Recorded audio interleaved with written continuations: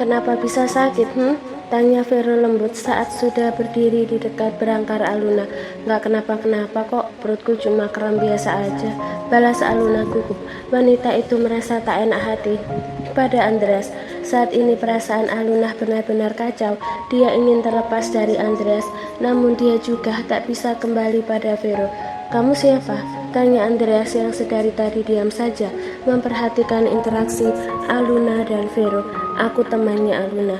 Bisakah kamu keluar dulu? Aku ingin berbicara empat mata dengan Aluna, pinta Vero, membuat Andreas mengepalkan tangannya erat. Pria tampan itu ingin marah, namun dia sadar akan posisinya saat ini. Andreas tak menjawabnya. Pria itu segera mengayunkan langkahnya keluar dari ruangan tersebut, meninggalkan Aluna dan Vero. Kenapa nggak mau rujuk saja? Tanya Vero seraya mengempaskan dirinya di kursi penjaga. Aku tidak ingin mengulangi kembali kisah lama. Kalau aku beri Andreas kesempatan lagi, tidak menutup kemungkinan dia mengecewakanku lagi, ujar Aluna seraya menatap nanar langit-langit ruang inapnya. Tapi menurutku dia tidak akan mengulangi kesalahannya lagi, Luna. Aku bisa lihat penyesalan di matanya. Dia juga mencintaimu, apalagi sebentar lagi anakmu akan lahir. Dia butuh sosok ayah, balas Vero berusaha memberikan pengertian pada Aluna. Pria tampan itu ingin Aluna rujuk dengan Andreas. Lalu bagaimana dengan perasaan Vero? Jawabannya, Vero tidak mencintai Aluna. Dia hanya menyayangi wanita itu saja, meski tak dapat dipungkiri bahwa dia juga merasa nyaman bersama dengan Aluna. Tapi terkadang Allah sengaja memisahkan seorang istri dari suaminya agar keduanya bisa merenungi apa artinya kebersamaan, apa itu rindu, dan apa itu arti dari sebuah kehadiran. Segala sesuatu akan terasa indah dan berharga bila dia sudah hilang. Itulah yang Andreas rasakan. Dia benar-benar merasa kehilanganmu. Terlebih lagi dia yang menjadi penyebab kepergianmu. Dia pasti sangat-sangat menyesal. Dia juga sudah sadar kalau cintanya pada kamu itu besar. Dengar Luna, orang yang sudah merasakan apa itu kehilangan, dia akan lebih menghargai apa arti dari sebuah kehadiran. Rujuklah dengan Andreas, beri kesempatan padanya sekali lagi. Jangan mau ikut bujuk rayu setan yang menyuruhmu untuk berpisah dengan Andreas, karena sesungguhnya perpecahan dalam rumah tangga itu adalah hal yang paling digemari setan. Setan akan tertawa bahagia bila melihat anak Adam dan Hawa bercerai. Vero berkata bijak, berharap Aluna mau mendengar sarannya. Dia tahu wanita itu juga masih sangat mencintai mantan suaminya. Aluna meneteskan air matanya. Dia membenarkan apa yang Vero ucapkan, namun rasa kecewanya pada Andreas masih ada. Aku hanya tidak ingin kecewa lagi, Vero, Aluna berkata dengan suara yang serak. Tenang saja, kalau nanti dia kembali menyakitimu, aku sendiri yang akan menghajarnya dan membawamu pergi ke tempat yang tidak bisa digapainya, balas Vero sungguh-sungguh. Andreas yang mendengar pembicaraan Vero dan Aluna di balik pintu pun meneteskan air matanya. Dia tak menyangka Aluna memiliki trauma terhadap dirinya. Aluna takut dikecewakan olehnya lagi. Andreas sadar bahwa terlalu sering dia mengecewakan Aluna selama ini. Dia terlalu nyaman dengan sikapnya yang pelin-pelan karena Aluna selalu mau memaafkan dan memberikan kesempatan untuknya berubah. Namun setelah wanita itu pergi dari kehidupannya, semua terasa hampa. Pintu terbuka. Vero menatap datar Andreas yang berdiri di dekat pintu seraya menyandarkan tubuhnya di dinding. Bisa kita bicara sebentar? Tanya Vero. Vero mengajak Andreas untuk berbicara di taman rumah sakit. Keduanya duduk berhadapan. Vero menatap datar Andreas, sedangkan pria itu menatap dingin Vero. Masih jadi tanda tanya dalam hatinya tentang siapa Vero sebenarnya. Mengapa pria itu mengaku sebagai suami Aluna saat pertama kali mereka berjumpa? Bila benar Vero memiliki hubungan khusus dengan Aluna, maka Andreas akan berusaha untuk memperjuangkan Aluna. Siapa kamu sebenarnya? Tanya Andreas serius menatap tajam Vero. Aku hanya pria biasa yang tidak setengah yang tidak sengaja bertemu dengan istrimu dalam keadaan yang tidak mengenakan. Vero menceritakan saat dia bertemu Alunah pertama kali, yaitu saat Alunah dilecehkan di muka umum, hingga dia mengikuti mobil Alunah yang kala itu melaju dengan kecepatan tinggi, sampai saat Vero merawat Alunah dan menikahi wanita itu secara siri, meski pernikahan mereka tidak sah di mata agama. Alunah dilecehkan. Andreas terkejut mendengar fakta yang baru saja ia ketahui. Benar, sangat banyak para haters yang mempunyai niat jahat padanya. Itulah sebabnya aku menyuruh Alunah memakai cadar, ujar Vero santai, membuat hati Andreas terasa sangat sesak. Ingin rasanya pria tampan itu menenggelamkan dirinya ke dalam lautan. Dia tak menyangka apa yang diceritakan oleh bawahannya dulu itu benar adanya. Suami macam apa aku ini? Gumam Andreas pelan. Suami yang tidak becus menjadi imam bagi istrimu sendiri. Andreas menatap lekat wajah tampan Vero yang tampak menatap tajam dirinya. Kamu adalah suami pelin-pelan, tidak becus menjaga istrimu sendiri, buta akan tanggung jawabmu sendiri karena tertutup baktimu selihat pada ibumu sendiri. Benar bahwa seorang anak harus berbakti pada orang tua sendiri. Namun bila seorang anak telah berkeluarga, dia harus bisa membedakan mana bakti dan mana kewajibannya sebagai seorang suami atau istri. Prioritas seorang anak akan terbagi menjadi dua. Setelah menikah, kita sebagai anak harus bisa mengimbangi keduanya itu agar tidak ada yang tersakiti, karena banyak sekarang anak yang lupa baktinya pada ibunya karena terlalu lalai dengan keluarga barunya.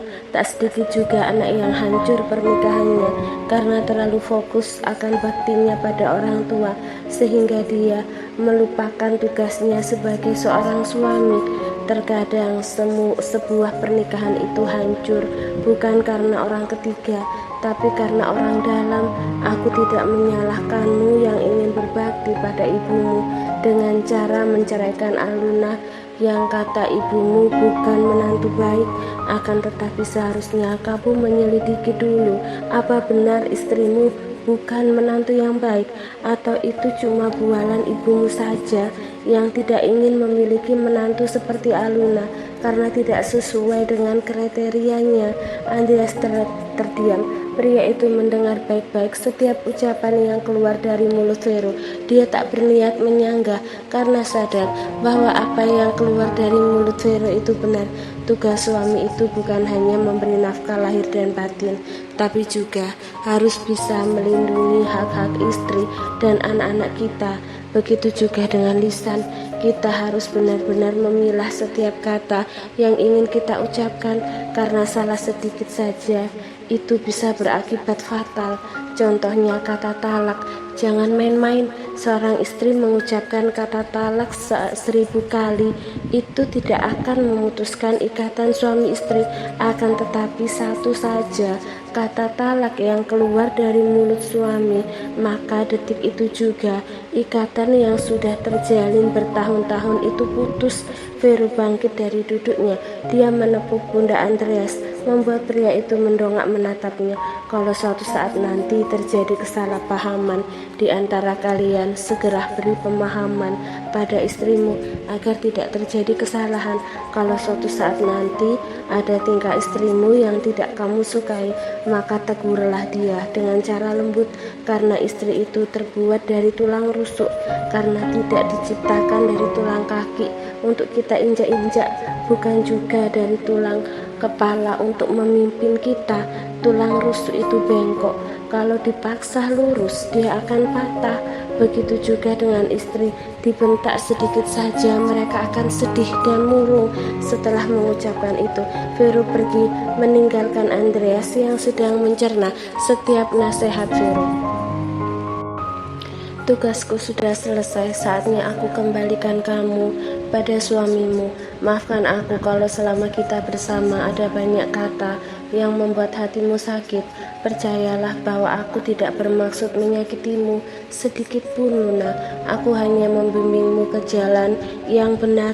Semoga kamu tetap istiqomah dalam hijrahmu, Vero berkata lembut pada Aluna. Mereka berdua sekarang berada di dalam ruang inap Aluna. Wanita itu sudah bisa pulang dan Vero ingin berbicara empat mata dengan Aluna. Mata wanita bercadar itu berkaca-kaca mendengar perkataan Vero yang mengisyaratkan perpisahan. Apa kamu pernah menganggapku sebagai istrimu, Vero? Tanya Aluna pelan dengan suara bergetar menahan tangisnya. Ada beberapa momen yang membuat aku menganggap kamu benar-benar istriku, meski kita berdua tidak saling mencintai. Vero tersenyum simpul seraya mengusap puncak kepala Aluna, membuat wanita itu sekuat tenaga menahan tangisnya. Vero menurunkan badannya sejajar dengan perut buncit Aluna. Dia mengusap lembut perut wanita itu seolah merespon sentuhan Vero.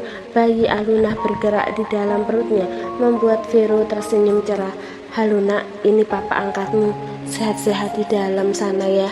Jangan buat mamamu kesusahan. Kasihan dia kelelahan karenamu. Kalau kamu gak dengar nasihat papa angkatmu ini, nanti kalau kamu sudah lahir, papa akan menjewer telingamu. Maafkan papa yang setelah ini tidak bisa lagi bersama mamamu. Tugas papa sudah selesai, yaitu menjaga dan membimbing mamamu. Sekarang waktunya kalian berdua pulang ke rumah papa kandungmu. Kasih sayang papamu nanti akan lebih dari papa. Tapi percayalah, kalau papa menyayangimu dengan tulus. Vero mengecup perut Aluna, membuat wanita itu tak dapat menahan tangisnya.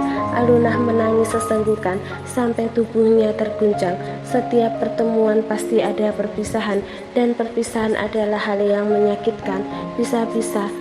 Bisa-bisa memilih Aluna ingin tinggal bersama Vero di kampung, akan tetapi dia sadar bahwa kewajibannya adalah bersama dengan Andreas. Terbayang masa-masa saat dirinya hidup bersama dengan Vero di rumah sederhana pria itu.